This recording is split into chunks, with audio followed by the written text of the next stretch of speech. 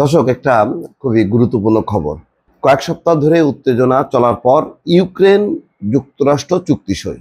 মানে আপনার খবরটা দেখলে মনে হবে যে দুই দেশ মনে হয় যুদ্ধে আছে। আসলে ইউক্রেন কি যুক্তরাষ্ট্রের সাথে যুদ্ধে আছে, নাকি যুক্তরাষ্ট্র ইউক্রেনের সাথে যুদ্ধে আছে? না, ইউক্রেন যুদ্ধে আছে রাশিয়ার সাথে। তাহলে এর মধ্যে যুক্তরাষ্ট্র ঢুকলো কি করে? কিসের উত্তেজনা? আসলে এই উত্তেজনাটা অন্য উত্তেজনা। উত্তেজনাটা হচ্ছে এই যে ইউক্রেনের সাথে রাশিয়ার যে দ্বন্দ্ব সংঘাত এবং যুদ্ধ চলছে কয়েক বছর ধরে। এই সময় ডোনাল্ড ট্রাম্প আসার পর সে অন্য একটা কৌশলে ইউক্রেনের মধ্যে ঢুকছে। সেটা হচ্ছে ইউক্রেনে মূল্যবান যে খনিজ সম্পদ আছে, সেই খনিজ সম্পদের অধিকার পাইতে চায়, খনিজ সম্পদ আহরণ করতে চায়। সেই কারণে যেহেতু এখন ইউক্রেন বেকায়দে আছে পুতিনের কারণে, পুতিনের রাশিয়া এখন যুদ্ধে আছে, তাদের বহু ভূখণ্ড দখল হয়ে গেছে। এমনকি রাজধানী কিয়েভ সেটাও অরক্ষিত না, সেখানেও বোমা বর্ষণ করছে রাশিয়া যখন তখন। প্রচুর মানুষ মারা গেছে, যুদ্ধ বিধ্বস্ত।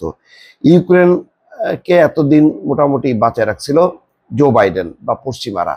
তারা বিপুল পরিমাণ বিলিয়ন বিলিয়ন ডলার দিয়েছে যাতে রাশিয়ার বিরুদ্ধে তারা যুদ্ধ করতে পারে, এবং সেই যুদ্ধে তারা বেশ কিছুটা আগাইছিল। এমনকি রাশিয়ার ভিতরেও তারা ঢুকে পড়ছে, কিন্তু রাশিয়ার সাথে যুদ্ধে টিকে থাকা মুশকিল। তো এখন ইউক্রেনের দরকার এই নতুন যেই মার্কিন প্রশাসন, যেটা ডোনাল্ড ট্রাম্প আসার পরে বলছে যে না, যুদ্ধ চলবে না। কিন্তু যুদ্ধ যদি না চলে, আর এবং তারা বলছে যে তারা কোনো সহায়তা দেবে না, সামরিক সহায়তা, মানবিক সহায়তা সব বন্ধ। এখন ইউক্রেন বিপদে পড়ছে, তাহলে তো ইউক্রেন একেবারেই ধরাশায়ী হবে।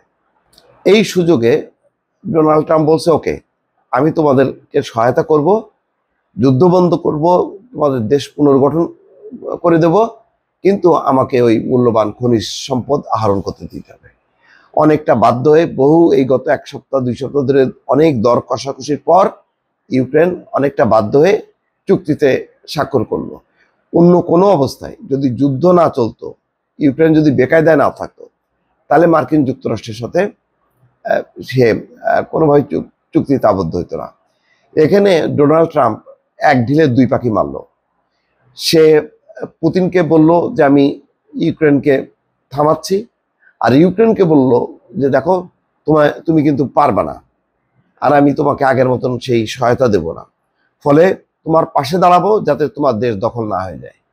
এরকম একটা দুই পক্ষকে 2 রকম আশ্বাস দিয়ে ডোনাল্ড ট্রাম্প বা মার্কিন যুক্তরাষ্ট্র কিন্তু তার স্বার্থটা আদায় করে নিল। কি সেটা? সেটা ওই যে মূল্যবান যে খনিজ সম্পদ।